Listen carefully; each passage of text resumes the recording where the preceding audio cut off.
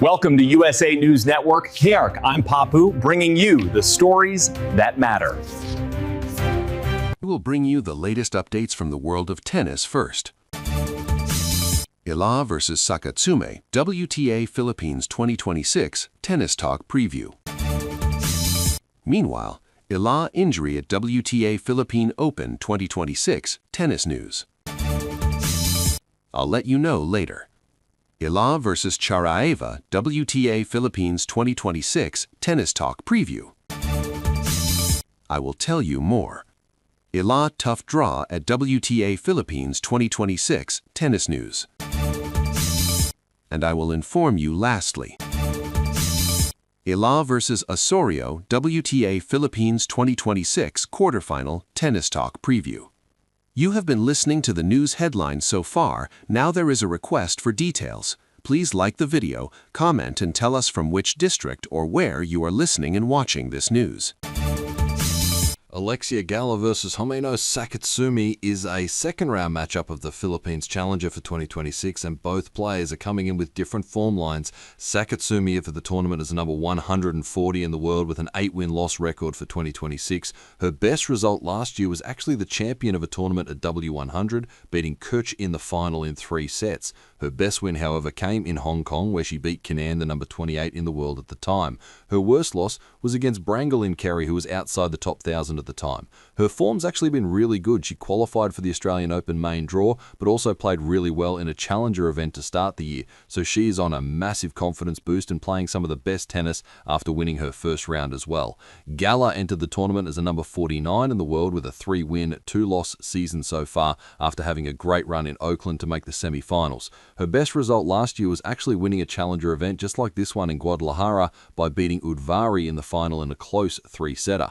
And of course her best win last year was in Miami, where she took Ash Swiatek, who was number 2 in the world at the time. Her worst loss was actually towards the end of the season, where she lost to Liu, who was 305 in the world at the time. Her form hasn't been too bad to start the year, of course, winning 3 matches in a row to start the year, and then of course losing a very close match in Oakland, also a very close match to Parks in the first round of the Australian Open. So coming back home and playing a bit of a smaller event might do her some good and get that confidence back that she might have lost in Melbourne.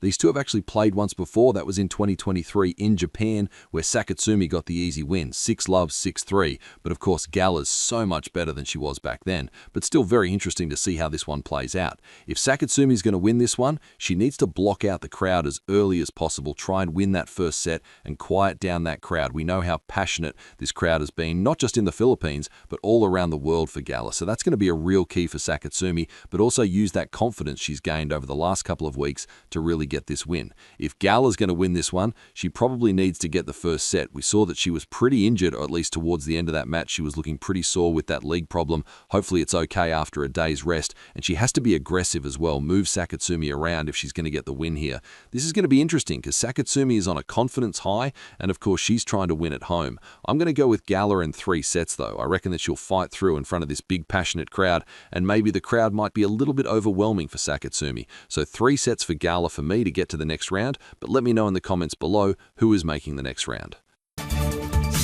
So we've just seen Alexia win her first match at this new tournament in the Philippines, W125K tournament, and she actually had some interesting words to say. She also had a bit of an injury concern as well that we'll talk about with her leg, but let's have a listen what she had to say. This is what Eala had to say straight after the match. Pressure is part of my job, but it's nothing compared to the pressures that regular, everyday Filipinos have to face providing for their families. It's nothing compared to what my parents have sacrificed to bring me here. So nice words there from Eala to the crowd, of course, that were loving every shot she was hitting in tonight's win. But there was a little bit of a concern because at the start of the second set, she actually went off the court for medical treatment and she came back with her right leg bandaged up on her thigh. So a little bit of a concern there going forward. Luckily, she won't be playing tomorrow. She'll get a day off tomorrow and hopefully can figure it out by the next round. So there you have it. Lovely words there from Eala to say to the Filipino fans. Of course, they're all coming out to this tournament hopefully they come to the other players as well, because it's a big event being in this, the Philippines, and in Manila, a tennis event being a W125. It's not, obviously a 1,000 or a big event, but a challenger event is still a big deal, and the crowd was packed. It was a huge stadium full of people and all screaming Eala's name, so hopefully they also show up for the players that are outside the Philippines. But let's see what happens. Eala is going to play in a couple days' time. She'll play a Japanese player. We don't know exactly which one yet because they haven't played their first round, so her second round will be in a few days. She's not playing the doubles, so that'll give her a break as well to actually get ready for the next round with this, whatever this leg issue is. But we'll keep a track of that as well. Let me know in the comments below, can she win this tournament? Because there's a couple of tough players in this tournament. We've got Osorio, you got Tatiana Maria, very experienced, Donna Vec, who of course she's beaten a few times already this year, but there it is, Eala winning her first match at home, but a couple of injury concerns going into the next round. Alexia Shariva versus Alina Turva is a first-round matchup in the Philippines next week in the WTA Challenger event, and both players are looking for a good start to the season after struggles at the Australian Open last week. Shariva enters the tournament as the number 163 in the world with a record of 0 wins, 2 losses this year, both of those matches being in the qualifying, including the Australian Open. Her best result last year was actually winning a W75 event back in May on the clay courts, beating Kostic in the final. Her best win, though, came against Sharif in another W100 event, who was number 62 in the world at the time. Her worst loss actually came against the number 456 player in the world, Panka Bustova, in Bratislava on the hard courts in September. Her form hasn't been great lately. She has lost 6 matches in a row dating back to the qualifying of Tokyo, where she got through as an alternate. So it's going to take a big effort here to get through the local favourite Eala in this one. Eala entered the tournament as the number 49 in the world with a 3-win, 2-loss season so far after having a great run in Auckland to make the semi-finals. Her best result last year was actually winning a challenger event just like this one in Guadalajara by beating Advari in the final in a close 3-setter. And of course, her best win last year was in Miami, where she took out Swiatek, who was number 2 in the world at the time.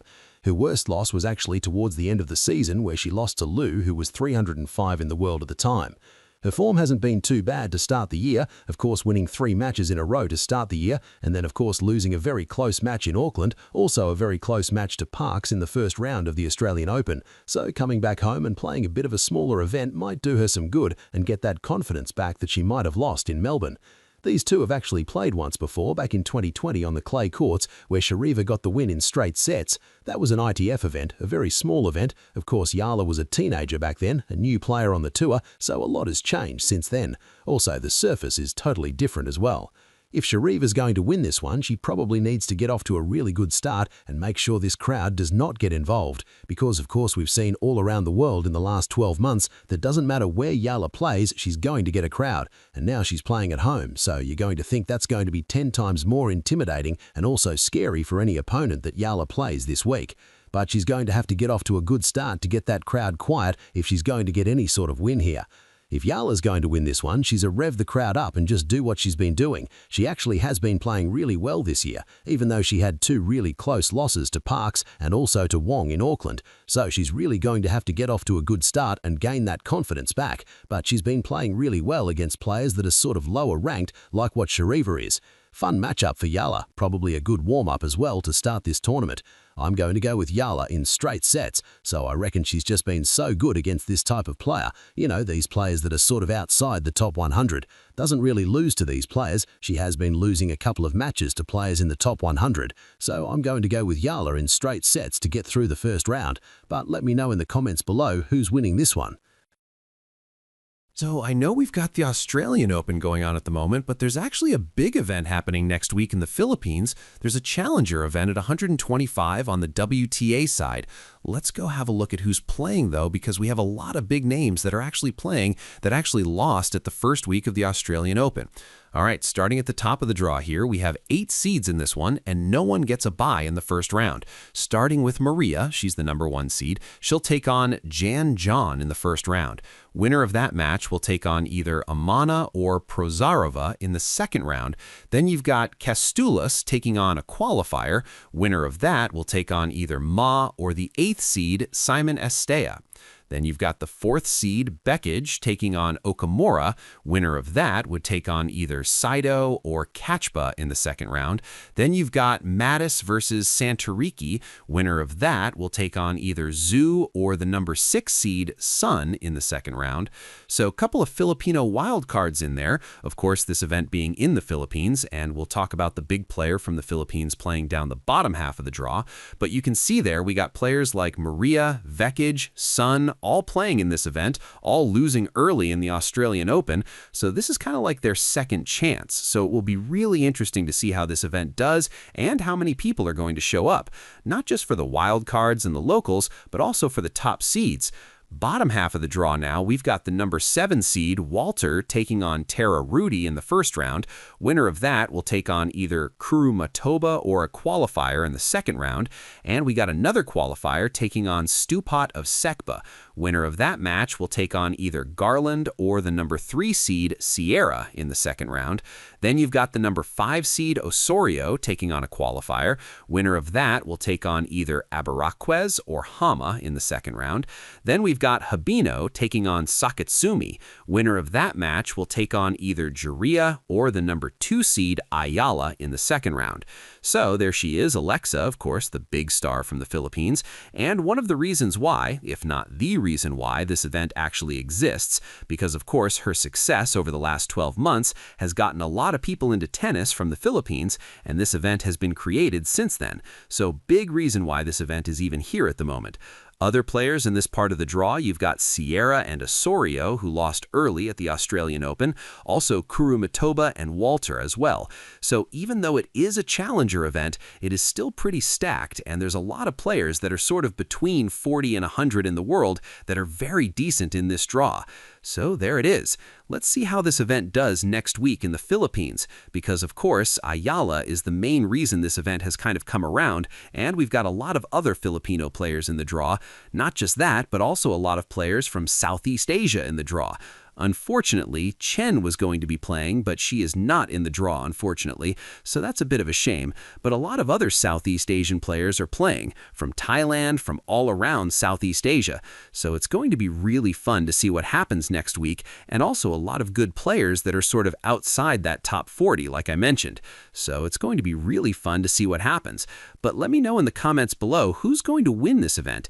Is it going to be a great homecoming for Ayala, or do you think it's one of the other players? Because I'll tell you, it's not an easy draw for Ayala. There are some really tough players there who, really could test her if she does get to play them. But there it is. That's a tournament happening next week in the Philippines, a challenger event on the WTA.